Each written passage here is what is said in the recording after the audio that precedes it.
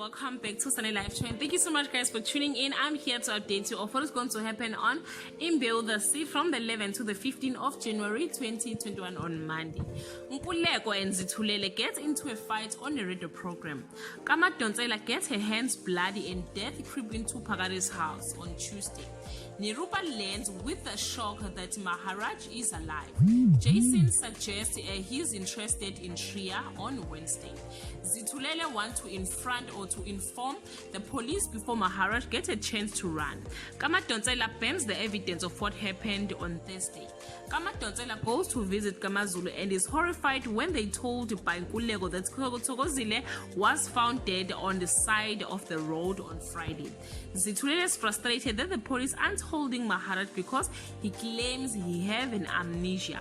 This is all I have guys for today. You can leave your comment below and share your thought. But before I leave guys, do you think Thokozile is really dead or is faking it?